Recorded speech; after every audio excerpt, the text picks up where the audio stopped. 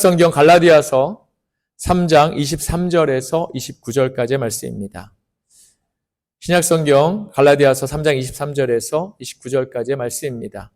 참고로 누가복음 15장 25절에서 32절은 말씀에 참조해 주시면 감사하겠습니다. 3장 23절에서 29절까지 한 절씩 교독하시겠습니다. 믿음이 오기 전에 우리는 율법 아래에 매인바 되고 계시될 믿음의 때까지 갇혔느니라.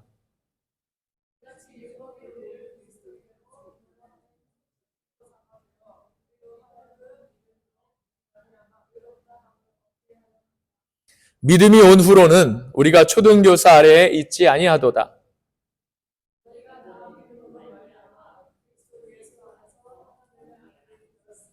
누구든지 그리스도와 합하기 위하여 세례를 받은 자는 그리스도로 옷 입었느니라.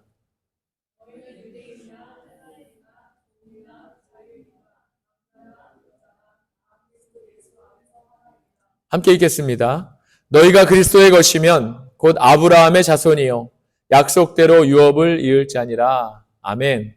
살아계신 하나님의 말씀입니다. 아멘. 요즘 제 주위에서 가장 큰 이슈가 되는 일은 저희 교단의 동성애와 관련해서 교회들이 교단을 떠나고 있는 문제입니다. 한 주에도 몇 번을 이 문제와 관련된 질문을 제가 받고 있고 왜곡되고 잘못된 뉴스에 관해 듣고 있습니다. 그래서 오늘 이 자리에 계신 분들, 또 설교 영상을 들으실 분들에게 사실에 대한 것과 또 저희 교회 입장에 대해서 명확히 하고자 이렇게 말씀을 드립니다.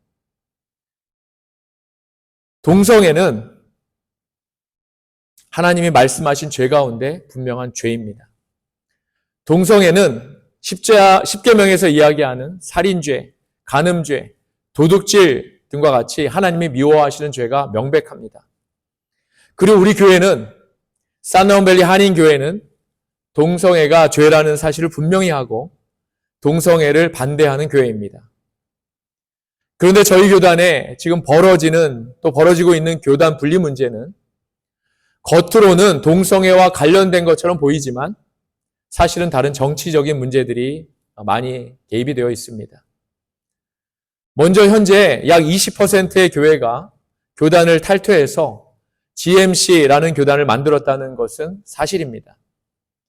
이 중에 한인교회는 미국 전역에 한 240개 정도 교회가 되는데 그 중에 현재 24개 교회, 딱 10%네요. 이 교회들이 탈퇴한 것으로 보고 있습니다.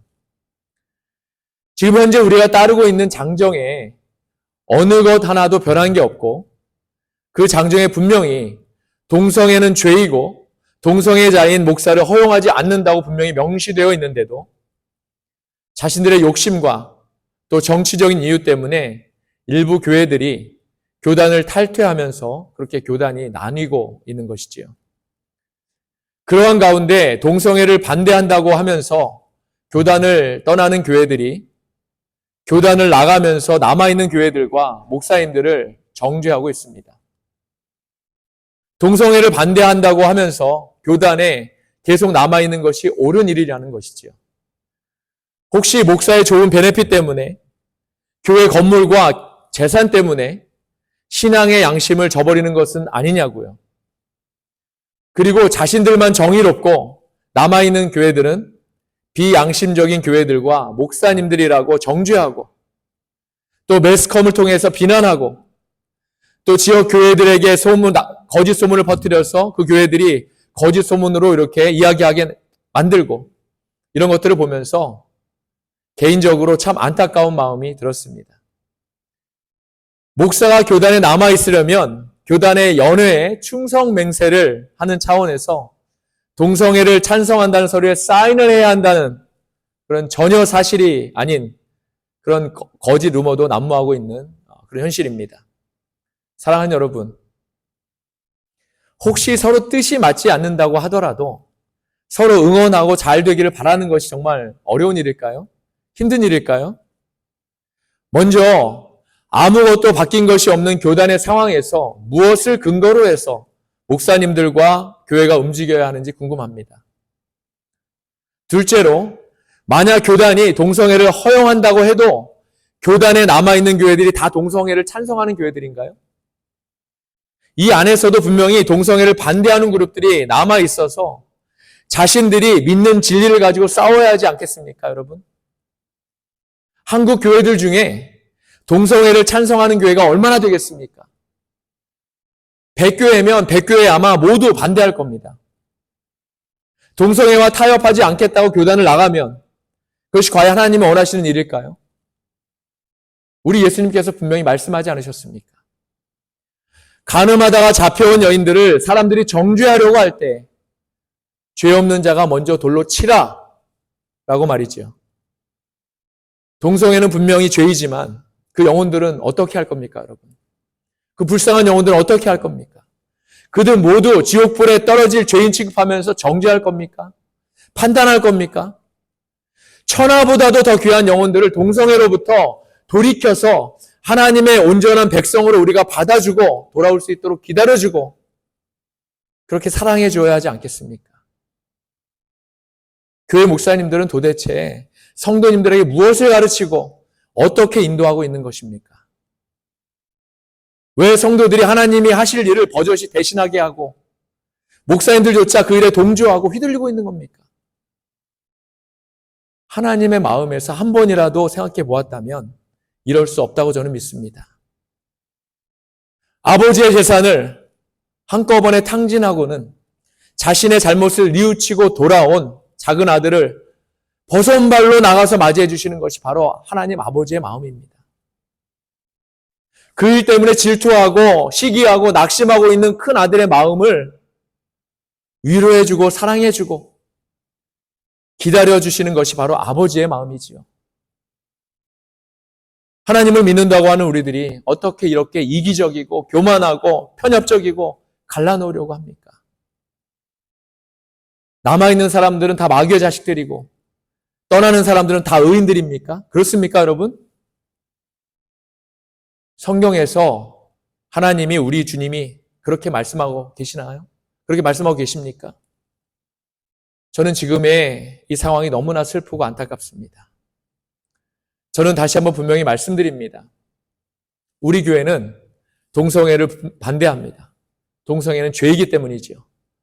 하지만 우리 교단이 동성애를 만약에 받아들인다고 하더라도 저와 우리 교회는 교단을 떠날 생각이 없습니다. 이 안에서 진리를 위해 동성애를 반대하며 싸울 겁니다. 이 일은 저 개인의 이익이나 교회의 이익 때문이 아니라 교단을 사랑하기 때문에 잘못된 길을 바로잡기 위해서입니다. 또한 동성애는 반대하지만 그 영혼은 우리가 받아주고 사랑해주고 언젠가는 그 영혼이 동성애가 죄라는 사실을 분명히 깨닫고 하나님께로 온전히 돌이킬 수 있도록 우리가 도와주고 기다려줄 것입니다. 이 일이 바로 한 영혼을 살리시기 원하시는 하나님 아버지의 마음이라고 제가 믿고 있기 때문입니다. 이제 앞으로 적어도 우리 교회 안에서 이 문제로 말이나 이슈가 오가지 않길 바랍니다. 밖에서 무슨 이야기를 듣든지 우리의 믿음과 신앙적 양심을 분명히 할 수 있길 바랍니다. 그러한 저와 여러분이 다 되시기를 주님의 이름으로 축원합니다. 아멘. 제가 좀 강하게 이야기했지만 주위로부터 들려오는 거짓 소문들 때문에 우리가 이 문제를 명확히 할 필요가 있다고 제가 생각해서 말씀드린 것인데 혹시 불편한 분이 계셨다면 이해해 주시기를 부탁드립니다. 오늘날 복음으로 생명의 삶을 살아야 하는 그런 크리스천들이 오히려 너무나도 율법적이고 편협적인 신앙의 모습을 바라보면서 저는 오늘 주신 말씀이 우리에게 꼭 필요한 말씀이라고 믿습니다. 신약 성경 안에서 율법과 믿음에 관해서 가장 많이 비교해서 말씀하고 있는 성경을 꼽으라면 로마서와 갈라디아서일 것입니다. 우리 크리스천들은 무엇보다도 이 율법과 믿음에 대해서 명확히 구별하고 아는 것이 중요합니다. 이 둘을 이해하지 못하고 구별하지 못한다면 우리는 믿는다고 하면서도 본인 자신을 또 자신만이 옳다고 하는 생각에 어느새 율법의 행위를 그대로 습관처럼 행할 수밖에 없게 되고 또 한쪽으로 완전히 기울어진 그런 건강하지 못한 신앙생활을 할 수밖에 없기 때문이지요. 우리가 그동안의 율법의 행동에 대해 너무 습관화되어 있고 또 익숙해져 있기 때문에 그렇습니다. 그래서 사도 바울은 로마 교회와 갈라디아 교회들에게 어떤 다른 서신서에서보다도 더 단호하고 강력하게 이 두 가지에 대해서 명확히 하고 있고 성도들이 분명히 깨달아 알기를 원했던 겁니다. 그만큼 이 문제가 너무나도 중요하기 때문에 그렇지요. 그 중에서도 오늘은 갈라디아서의 말씀을 통해서 믿음과 율법의 차이에 대해서 이야기하고자 합니다. 바라기는 하나님의 은혜로 오늘 말씀을 통해서 이 둘을 명확히 구분할 수 있기를 원합니다. 할렐루야! 그래서 우리의 믿음을 더욱 확고히 하고 하나님을 더욱 사랑하시는 그런 귀한 말씀의 시간이 되기를 원합니다. 아멘. 많은 크리스천들이 자신들은 율법과 믿음을 정확하게 알고 있다고 생각합니다. 그리고 자신의 생활이 항상 믿음의 근거에서 행동하고 있다고 믿지요. 만약 이것이 사실이라면 지금 세상의 교회는 초대교회와 같이 신실한 모습일 것이고 성도들은 날마다 기쁨으로 살아가고 있을 것입니다. 그러면 지금 이 땅의 교회가 여러분의 생각에 초대교회와 같은 모습일까요? 지금의 교회가 날마다 모이게 힘쓰고 자신의 소유를 기쁨으로 다 내어놓고 서로 나눠주고 아껴주고 매일 모여서 함께 열심으로 기도하고 있을까요? 물론 우리 교회는 일정 부분 그렇게 하고 있습니다. 저는 이것이 항상 감사합니다. 하지만 그럼에도 우리의 모습이 초대교회의 모습은 아니죠, 여러분. 또한 우리가 믿는 자로서 우리 자신의 신앙과 믿음의 위치를 정확하게 알고 있는지도 의문입니다. 신앙생활하면서 내 자신은 어떠한 위치에 있는가? 나는 과연 말씀대로 제대로 살고 있는가? 나는 하나님의 보시기에 합당한가? 우리 이러한 질문을 통해서 우리 자신의 모습을 분명히 또 명확히 잘 알 필요가 있습니다. 그리고 우리가 우리의 모습을 알기 위해서는 우리 예수님의 말씀에 우리 자신을 비추어 보아야 한다는 그런 사실입니다. 예수님께서는 누가복음 15장 25절에서 32절의 말씀을 통해서 율법과 믿음의 차이를 분명하게 설명하고 계십니다. 25절에서 32절의 말씀은 탕자의 귀향에서도 특별히 첫째 아들에 관한 이야기이지요.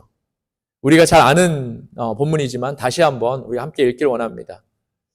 한번 함께 읽겠습니다. 맏아들은 밭에 있다가 돌아와 집에 가까이 왔을 때에 풍악과 춤추는 소리를 듣고 한 종을 불러 이 무슨 일인가 물은데 대답하되 당신의 동생이 돌아왔음에 당신의 아버지가 건강한 그를 다시 맏아들이게 되므로 인하여 살찐 송아지를 잡았나이다 하니 그가 노하여 들어가고자 하지 아니하거늘 아버지가 나와서 권한대 아버지께 대답하여 이르되 내가 여러 해 아버지를 섬겨 명을 어김이 없거늘 내게는 염소 새끼라도 주어 나와 내 벗으로 즐기게 하신 일이 없더니 아버지의 살림을 장녀들과 함께 삼켜버린 이 아들이 돌아오매 이를 위하여 살찐 송아지를 잡으셨나이다. 아버지가 이르되 예 너는 항상 나와 함께 있으니 내 것이 다 내 것이로되 이 동생은 죽었다가 살아났으며 내가 잃었다가 얻었기로 우리가 즐거워하고 기뻐하는 것이 마땅하다 하니라. 아멘. 언뜻 첫째 아들은 집을 나가지도 않았고 아버지 명을 잘 따랐기 때문에 문제가 없는 아들로 생각하기 쉽습니다. 그래서 이 경우도 첫째 아들이 아버지가 둘째를 위한 잔치를 벌리는 것을 보고 흔한 심통을 부린 정도로 단순하게 생각하기 쉽지요. 이런 식으로 이해하게 되면 그의 나타난 행동을 통해서 그러면 안 되고 동생을 너그럽게 용서해야 한다라는 그런 교훈을 얻는 것으로 그치게 되는 것입니다. 사랑하는 여러분, 하지만 그렇지 않습니다. 이 비유는 그렇게 단순한 도덕적 교훈을 주기 위한 것이 아닙니다. 탕자의 귀향에서 탕자는 집 나갔다가 들어온 작은 아들이기도 하지만 실제로는 바로 집을 한 번도 나간 적이 없는 첫째 아들이기도 한 것입니다. 첫째 아들이나 둘째 아들 모두가 탕자이지만 오늘은 특별히 첫째 아들을 중심으로 율법과 믿음에 대해서 우리가 살펴보기로 합니다. 비유에서 첫째 아들은 예수님을 십자가에 내어준 바리새인과 서기관에 속하는 사람들입니다.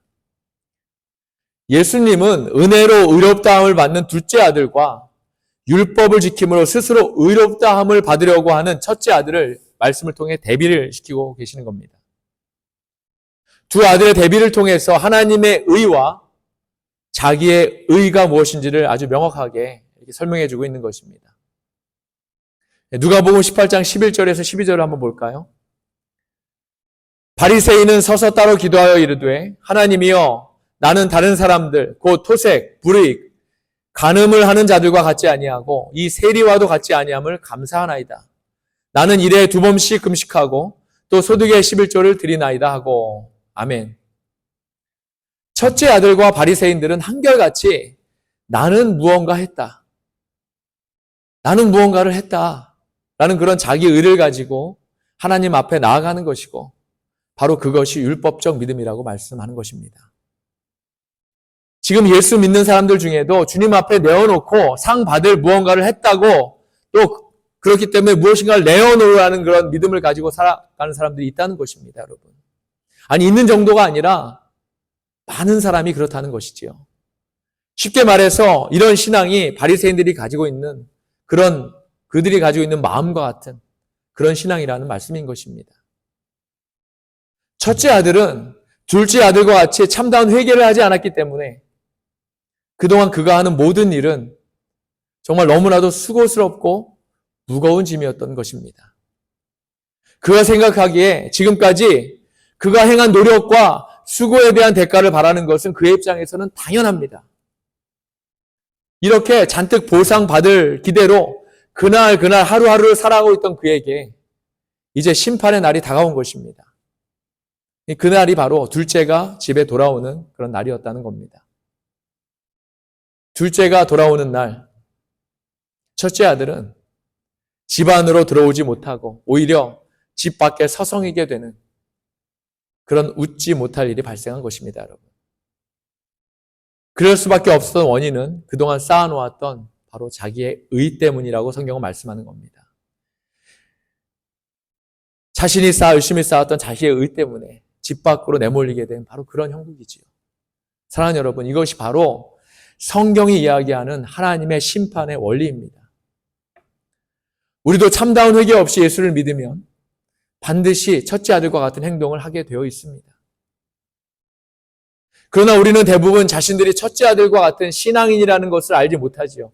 왜냐하면 교회에 처음 나올 때 이미 예수를 주로 시인했고 그때 거듭났고 이제 죽으면 천국 가는 일만 남아있다고 생각하고 있기 때문입니다. 교회 목사님이 그렇게 말씀하셨고 또 주위의 교인들도 그렇다고 확인을 해주었습니다. 이러다 보니까 자신은 이미 예수 편에 서기에 합당한 사람이 되어 있는 것입니다, 여러분. 남은 것은 이제 주님의 명령에 따라 행동해서 천국에서의 상급을 받기만 하면 됩니다. 이것이 바로 첫째 아들이 가지고 있던 생각입니다.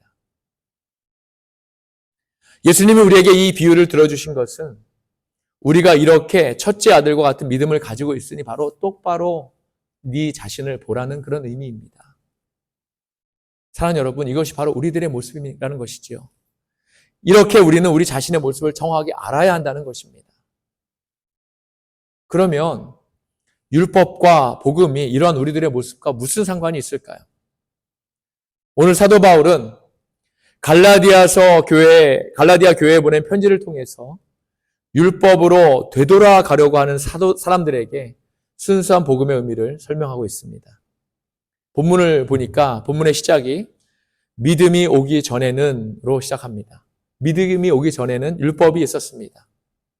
그런데 사실 모세가 시내산에서 하나님의 법인 율법을 받기 전에 이미 약 430년 전에 아브라함에게 믿음이 있었지요. 그래서 아브라함이 믿음의 조상 아닙니까, 여러분? 믿음이 이미 있었는데 바울은 믿음이 오기 전에는 이렇게 말하고 있는 겁니다. 네, 그렇기 때문에 여기에서 믿음은 세상의 육체로 오신 예수 그리스도에 대한 믿음을 말하는 것으로 해석이 됩니다. 그래서 이어지는 말의 이 믿음을 장차 올 믿음이 나타날 때까지라고 이렇게 부르고 있는 것이지요. 그리고 이 믿음이 오기 전에는 사람들은 율법의 감시를 받으면서 갇혀 있었다고 말합니다. 율법을 두 가지로 표현하고 있죠. 첫째는 감시받는다는 것과 둘째는 갇혀 있었다는 겁니다. 감시받는다는 것이 무슨 말인가 하면요. 율법이 있었기 때문에 사람들이 그 율법의 감시를 받기 때문에 죄를 짓지 않게 된다는 말입니다. 죄를 지으려고 하다가 율법을 생각해서 멈추게 된다는 말씀이죠. 그리고 두 번째, 갇혀 있었다는 말은 감옥에 갇혀 있다는 식의 그런 나쁜 의미가 아니라 사람들로 하여금 죄를 짓지 못하게 죄수를 가두어 놓는 것처럼 율법이 죄를 통제하고 있었다는 그런 뜻이기도 합니다. 이렇게 본다면 율법은 감시와 갇힘을 통해서 사람을 바르게 지켜주는 하나님이 주신 또 다른 형태의 은혜가 되는 것입니다, 여러분. 바로 이 때문에 율법은 실수와 실족하기 쉬운 그런 어린아이를 보호하고 인도하는 초등교사 역할을 하고 있는 것입니다. 본문에 초등교사라고 번역되어 있지만 사실 표준세번역에 보면 개인교사 또 혹은 다른 성경에 아동교사 이렇게 표현되어 있는데 이 표현이 더 이해하기 쉬울 것 같습니다. 헬라어로 보니까 오늘 본문의 제목이기도 하지만 스토이케이아입니다. 스토이케이아. 초등교사가 바로 스토이케이아입니다. 아동교사, 초등교사는 오늘말로 하면 어린아이를 가르치는 그런 개인교사입니다. 수많은 우화를 만들었던 우리가 잘 아는 이솝 있지 않습니까? 이 이솝도 고대 그리스의 초등교사였다고 알려지고 있습니다. 고대 왕실을 비롯해서 웬만한 가정에는 아이들을 위해서 초등교사가 반드시 있었다고 하는데 이들이 하는 일은 아이들에게 학습 지도도 하고 예절 교육도 하고 웅변 훈련 같은 것들 이런 것들을 이제 가르쳤다고 전해지지요. 초등교사는 아이들에게 꼭 필요한 그런 필요한 사람들이었습니다. 그들은 아이들이 성인이 되기까지 아이들이 알아야 할 어린 아이로서 꼭 알아야 할 아주 중요한 것들을 그렇게 가르쳤지요. 그런데 이들은 아이들에게 있어서 초보 단계에서만 필요했을 뿐 그 이상은 아니었다는 겁니다. 이들에게는 목적이 있는데 바로 어린아이들을 전문교사에게로 인도하는 그런 일이었다는 것이지요. 아이가 전문교사에게 맡겨지면 이제 더 이상 초등교사는 아무런 역할이 필요 없게 되는 것입니다. 초등학교를 졸업한 아이가 미들스쿨로 가지 않습니까? 중학교로 가지 않습니까? 그러면 중학교에 갔던 아이가 다시 초등학교로 돌아가지는 않지요. 바로 이와 같은 겁니다. 바로 이것이 율법과 복음의 관계라고 사도 바울이 설명하고 있는 겁니다. 율법은 초등교사이고 복음은 전문교사라는 말씀이죠. 초등교사인 율법의 목적은 전문교사인 그리스도에게로 교회와 성도를 인도하는 것입니다. 그리고 그 결과는 우리로 하여금 의롭다 하심을 받게 하기 위한 것, 바로 이것이라고 말씀하는 겁니다. 무엇으로요, 여러분? 바로 믿음으로 말씀하는 겁니다. 이것이 율법의 역할이라는 것이지요. 지금까지 바울은 믿음이 오기 전에는 우리가 어떻게 살았는가를, 율법의 시대에는 우리가 어떻게 살았고 그 율법이 어떠한 역할을 했는지를 말씀했는데 25절부터는 보니까 그런데 믿음이 이미 왔으므로 믿음의 시간에 대해서 말씀을 시작합니다. 25절을 다시 한번 볼까요? 믿음이 온 후로는 우리가 초등교사 아래에 있지 아니하도다. 아멘. 일단 전문교사를 만나면 다시 초등교사의 보호 아래 놓일 필요가 없듯이 초등학교가 끝나면 중학교에 가야지 다시 초등학교로 올 필요가 없듯이 이제 믿음을 만나면 더 이상 율법의 속박과 구속의 아래에 놓일 필요가 없다는 말씀입니다. 그런데 본문의 중요한 말씀은 초등교사 아래에 있지 않다라는 말씀입니다. 초등교사 아래에 있지 않다. 초등교사로 번역되는 헬라어 스토이케이아라는 말의 근본적인 뜻은 세상의 기본 원리라는 뜻이 있습니다. 스토이케이아는 바로 세상의 기본 원리입니다. 우리가 살아가는 모든 기본적인 원리를 말하는 것이지요. 사도 바울은 본문에서 우리에게 초등교사가 더 이상 필요 없다고 말씀하지 않습니다. 초등교사는 초등교사대로 가치가 있는 것이지요. 단지 중요한 것은 우리가 더 이상 초등교사의 보호에만 머물러 있어서는 안 된다는 것입니다. 우리가 살아가는 데 있어서 세상의 기본 원리들은 반드시 필요합니다. 이 말씀의 의미는 우리에게 율법이 꼭 필요하다는 그런 말씀이기도 한 것이죠. 율법이 없으면 세상의 질서가 무너지게 되는 것입니다. 바울은 이 율법이 없어져야 된다는 말을 하는 것이 아니지요. 이 율법에서 믿음으로 나아가야 한다는 말씀을 하고 있는 것입니다.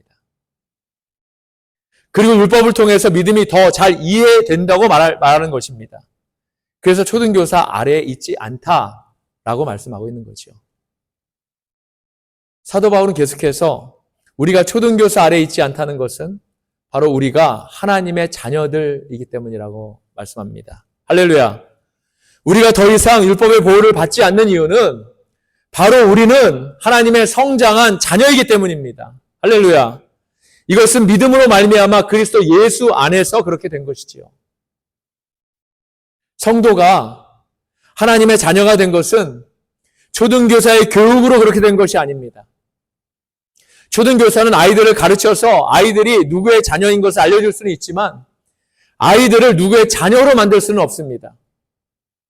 하나님의 자녀가 되는 것은 오직 예수 그리스도에 대한 믿음으로 말미암아 예수 그리스도로 말미암아 그렇게 되는 것이기 때문이지요. 할렐루야. 그런데 우리가 하나님의 자녀가 되었다는 사실을 사도 바울은 오늘 본문을 통해 두 가지 측면에서 설명하고 있습니다. 첫째는 세례를 받아 그리스도와 하나가 되어 자녀가 된 것이지요. 갈라디아 성도들도 세례를 받았습니다. 예수를 그리스도로 고백하면 세례를 받습니다. 바울이 생각하는 세례의 의미는 확고했습니다. 세례는 그리스도에게 연합되는 것을 그 목적과 결과로 삼는 것입니다. 할렐루야. 다시 말하자면 세례를 받는다는 것은 그리스도와 하나가 된다는 것을 의미합니다. 우리가 그리스도 안에 임하게 된다는 말씀이지요. 매달 첫 번째 주일에 우리가 성찬을 받고 있지 않습니까? 성찬도 같은 의미인 것입니다. 그리스도와 하나 되는 것. 이것이 바로 세례와 성찬의 가장 중요한 의미인 것입니다.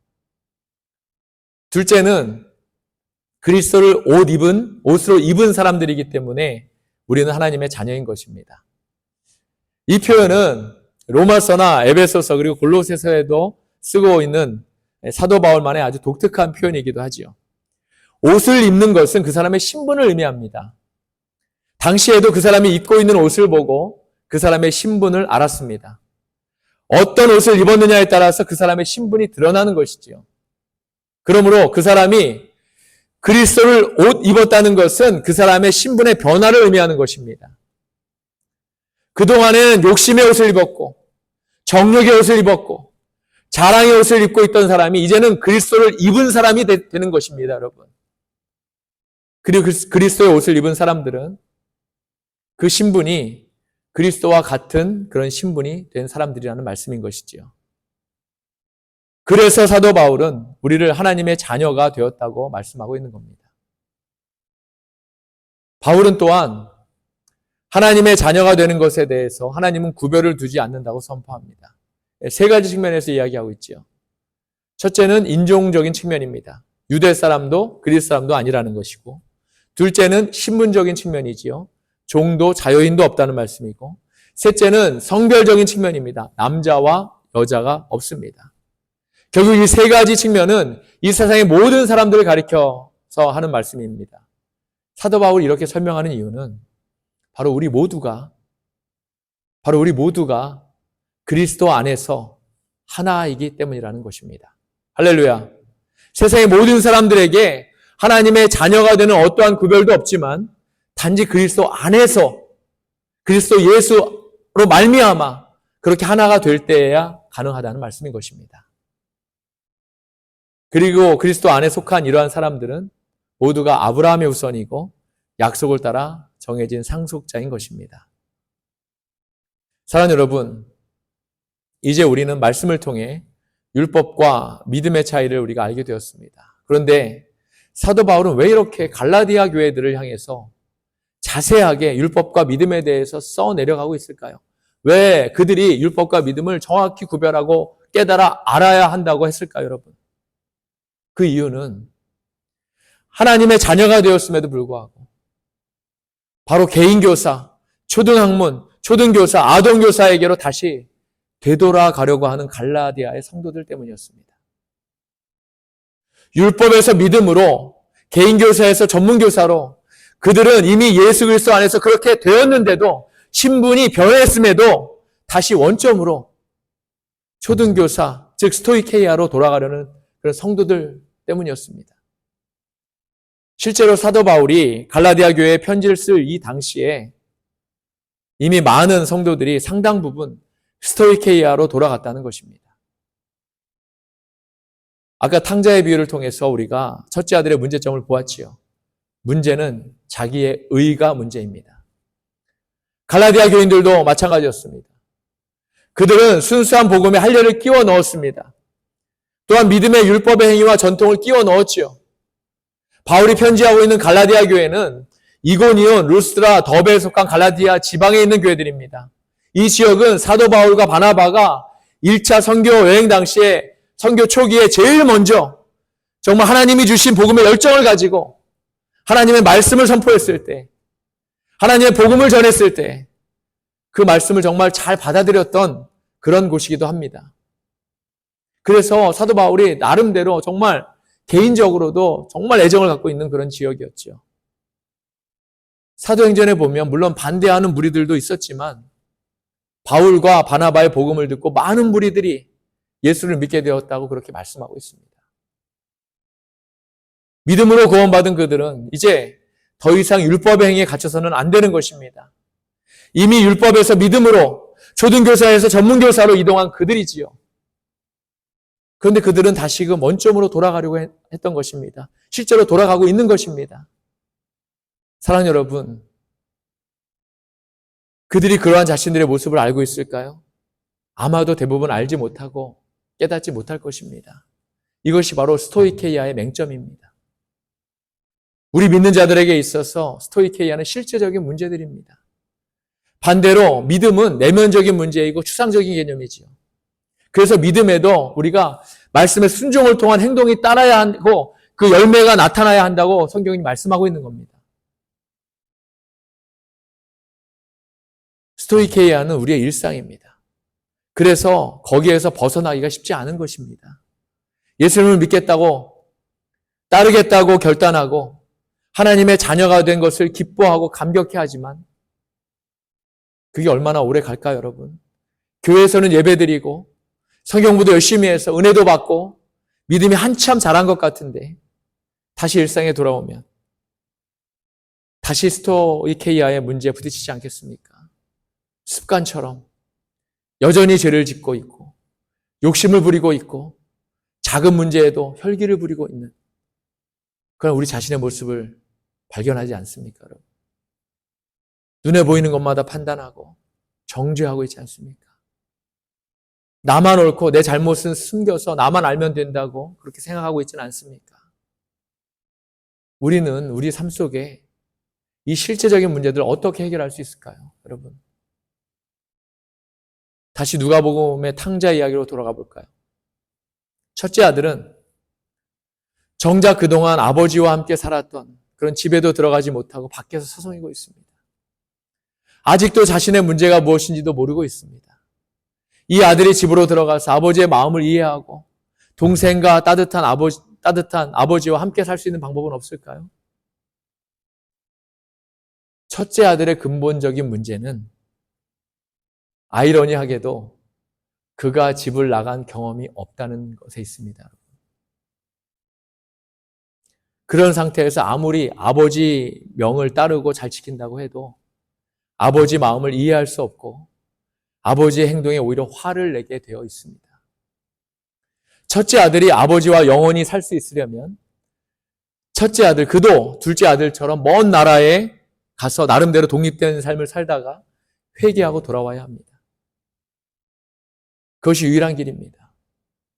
그러면 그는 아버지가 탕자를 받아들이는 마음을 이해하게 되고 작은 아들을 받아준 그런 아버지에게 이의를 제기하지 않게 될 것입니다.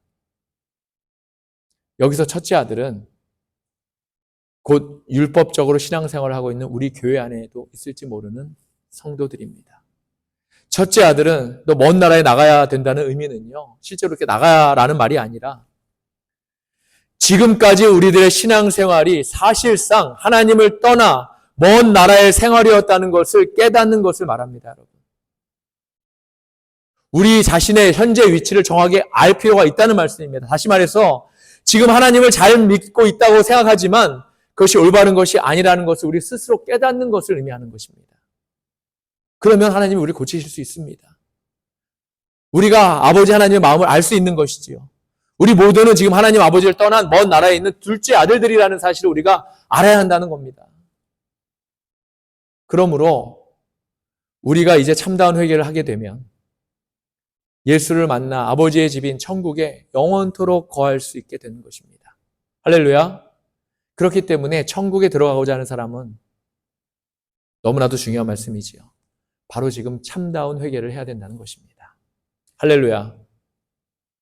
조금 극단적으로 이야기하면 많은 신학자들이 탕자의 규양에서 첫째 아들은 율법 아래에 있는 사람의 상징이고 둘째 아들은 복음 아래에 있는 자들의 상징이라고 말합니다.